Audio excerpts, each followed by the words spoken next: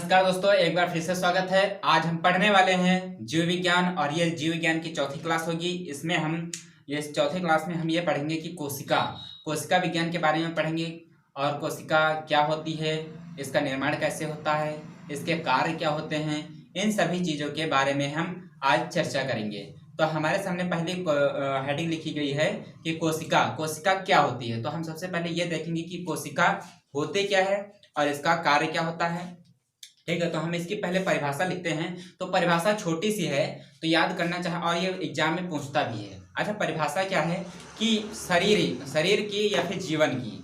ठीक है, तो जीवन की वह सूक्ष्मतम कार्यात्मक एवं संरचनात्मक इकाई को हम लोग कोशिका कहते हैं। अच्छा, कोशिका को इंग्लिश में क्या कहते हैं? तो आप कहेंगे कि सेल कहते हैं। क्लियर है? अच्छा, ये वाला सेल नहीं समझ लेना कि पता लगे कि आप लोग रिमोट जो होता है उसमें जो पड़ता है उस सेल की बात कर रहे हो, या फिर घड़ी में जो सेल पड़ता है उसकी बात कर रहे हो, या फिर टॉर्च में जो सेल पड़ता है उसकी बात कर रहे हो। वो सेल नहीं है। हालांकि स्पेलिंग यही होती है, लेकिन जो है यहाँ पर हम शरीर में जो सबसे छोटी कार्यात्मक एवं संरचनात्मक इकाई जो होती है, जिसके बिना हमारा शरीर या अंग या ऊतक ये जो नहीं मतलब इसी से मतलब निर्माण होता है, यानी कि कोशिका से ही निर्माण होता है। क्लियर है? अच्छा, इसकी परिभाषा हम एक बार फिर से लिख दे रहे हैं। तो इसकी परिभाषा क्या होती है कि शरीर की या फिर जीवन की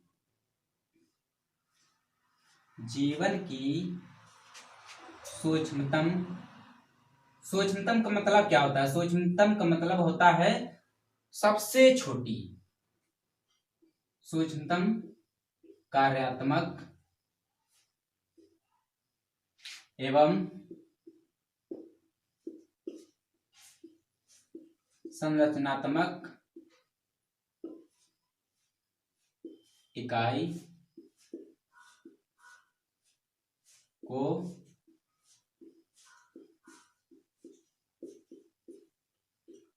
कोशिका कहते हैं। क्लियर है? अच्छा, ये तो हो गया, कोशिका की परिभाषा हो गई। यानी कि जीवन की वह सबसे छोटी या फिर सूक्ष्मतम कार्यात्मक एवं संरचनात्मक इकाई को हम लोग क्या कहते हैं? तो कोशिका कहते हैं। अच्छा, कोशिका को यहाँ पर लिखा तो है मैंने। कोशिका को इंग्लिश में क्या कहते हैं? सेल कहते हैं।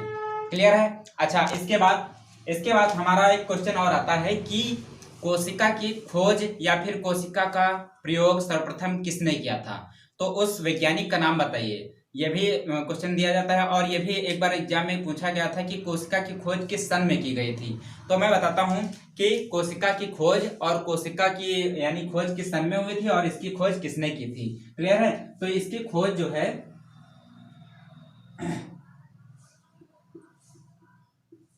कोशिका का सर्वप्रथम प्रयोग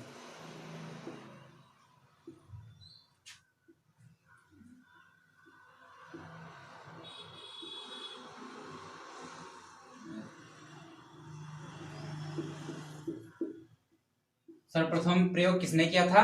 तो एक ये अंग्रेज वैज्ञानिक थे जिनका नाम था रॉबर्ट हुक। समझ में आया?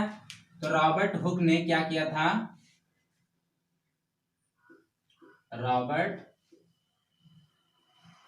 रॉबर्ट हुक ने क्या किया था?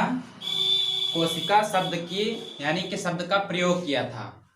क्लियर है? अच्छा, इस और एक क्वेश्चन और आता है कि कोशिका यानी कि शब्द का प्रयोग तो इसने किया था, रॉबर्ट हुक ने, और इसके किस सन में इसको खोजा गया था? तो यहाँ पर मैं लिख दे रहा हूँ 1665 ईस्वी में इसकी खोज की गई थी। और किसके द्वारा की गई थी? रॉबर्ट हुक के द्वारा। समझ में आ गया? अच्छा, अब हम इसके बारे में, कोशिका के बारे में और भी थोड़ा सा जानने की कोशिश करेंगे आगे। कि यहाँ पर क्वेश्चन पहला उठता है कि सबसे छोटी यानी कि सबसे छोटी कोशिका किसमें पाई जाती है और कौन सी होती है, उसका नाम बताइए। तो उसका नाम क्या है? तो सबसे छोटी हम यहाँ पर लिखे दे रहे हैं, सबसे छोटी कोशिका का सबसे छोटी कोशिका का नाम जानते हो क्या है? सबसे छोटी कोशिका का नाम होता है माइकोप्लाज्म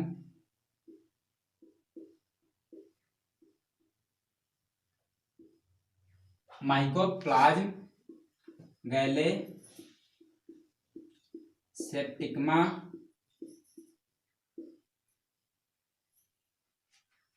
क्लियर है। ये होता है सबसे छोटी कोशिका का नाम होता है, समझ गए। अच्छा, अब एक और क्वेश्चन ये पूछा जाता है कि सबसे बताइए कि जो है सबसे लंबी कोशिका किसकी होती है। तो सबसे लंबी कोशिका जानते हो किसकी होती है। तो सबसे, यहां पर क्वेश्चन मैं लिखे दे रहा हूं, सबसे लंबी कोशिका किसकी होती है। तो ये होती है आपके तंत्रिका तंत्र की।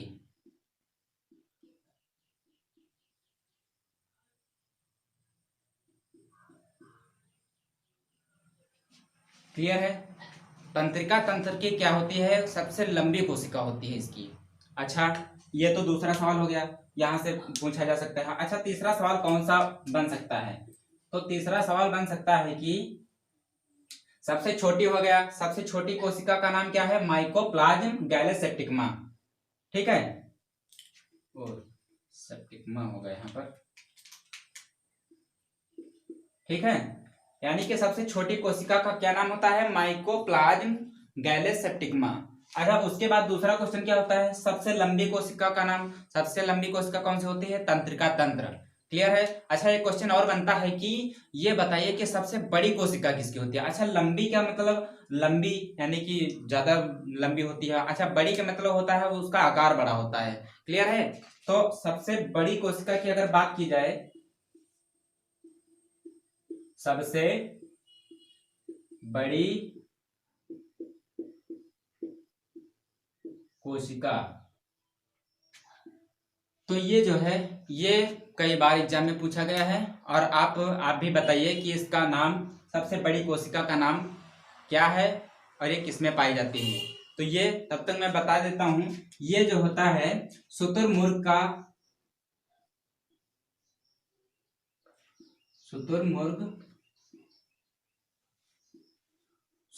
जो होता है उसके अंडे का, शुतुरमुर्ग के अंडे की कोशिका जो होती है,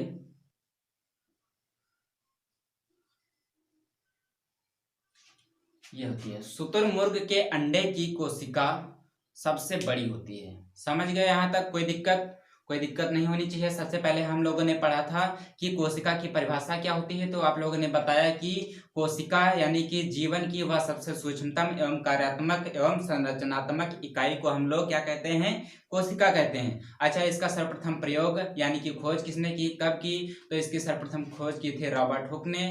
कब की थी, तो 1665 में की थी। क्लियर है। यहाँ ये सब जो चीजें मैं लिख दे रहा हूँ इसको आप लोग कॉपी में नोट डाउन कर लीजिएगा। चलिए अब हम पढ़ने वाले हैं, पढ़ने क्या समझने वाले हैं, कोशिका सिद्धांत। ये अगला हमारा क्वेश्चन लिखा गया है कि कोशिका सिद्धांत किसने दिया था, ये हमारा क्वेश्चन है। तो इसका आंसर क्या होगा, कोशिका सिद्धांत किसने दिया था। अगर आप लोगों को पता है तो कमेंट सेक्शन में जरूर बताइए। तब तक अगर नहीं पता है तो यहाँ पर देखिए मैं बताने जा रहा हूँ कि कोशिका सिद्धांत किसने दिया था।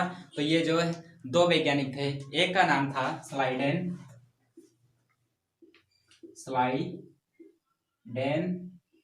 और दूसरे का क्या नाम था, एवं स्वान। यानी कि स्लाइडेन और स्वान, ये दो वैज्ञानिक थे। उन्होंने कोशिका सिद्धांत का प्रतिपादन किया था।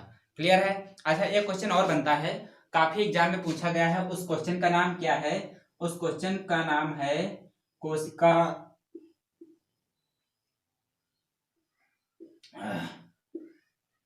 उस क्वेश्चन का क्या नाम है, कोशिका के अध्ययन को क्या कहते हैं। तो कोशिका के अध्ययन को हम लोग क्या कहते हैं, ये बहुत बार क्वेश्चन में पूछा गया है। तो इसका उत्तर क्या होगा, इसका उत्तर होगा साइटोलॉजी। यानी कोशिका के अध्ययन को हम लोग कहते हैं साइटोलॉजी। इंग्लिश में भी लिखेंगे साइटोलॉजी। समझ गए। साइटोलॉजी किससे संबंधित है? कोशिका विज्ञान से यानी कि कोशिका के अध्ययन से संबंधित है। समझ गए? अच्छा, कोशिका एक बात और हम लोग याद रखेंगे कि कोशिका हमने पढ़ा था कि कोशिका जो है हमारे शरीर की सबसे छोटी इकाई है। क्लियर है? यानी कि छोटी इकाई का मतलब क्या है कि हमारा शरीर जो है कई यानी कि लाखों करोड़ों कोशिकाओं से बना हुआ है। ठीक है, तो हम ये देखते हैं कि ये कोशिका जो है पहले क्या होता है। सबसे पहले कोशिका हमारा शरीर कैसे किस प्रकार से बना है तो हम ये बताएंगे, यानी कि हम ये समझने की कोशिश करेंगे कि शरीर जो है हमारा आपने पढ़ा था कि कोशिकाओं से यानी विभिन्न कोशिकाओं से बना है। तो हमारा शरीर जो है लाखों करोड़ों कोशिकाओं से बना है। अच्छा, इसके पहले हम ये देखेंगे कि कोशिका यानी कि कोशिकाओं का निर्माण हो गया, कोशिका, और उसके बाद यानी कि कोशिकाओं यानी बहुत सारी अगर कोशिकाएं होती हैं तो उन कोशिकाओं से मिलकर क्या बनता है, तो उन सारी यानी बहुत सारी कोशिकाओं से मिलकर क्या बनता है, तो ऊतक बनता है। यानी कि जिसे हम इंग्लिश में क्या कहते हैं, टिश्यू कहते हैं। समझ गए?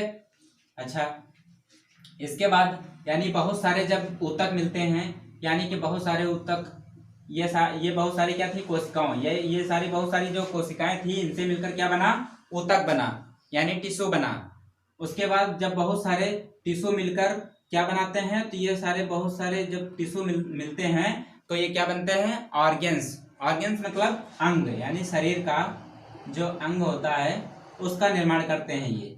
उसके बाद अब अंगों से क्या मिलकर बनता है, यानी बहुत सारे अंग होते हैं हमारे शरीर में, बहुत सारे अंग होते हैं, हाथ पैर नाक कान मुंह दांत बाल, ये सब क्या है, हमारे अंग ही तो हैं। तो इन सभी से यानी कि ये सारे जो अंगों से मिलकर क्या बनता है, हमारा शरीर। एक ये जो है इन सब से मिलकर हमारा क्या बनता है, इस प्रकार हम इसको समझने की कोशिश करेंगे। समझ गए?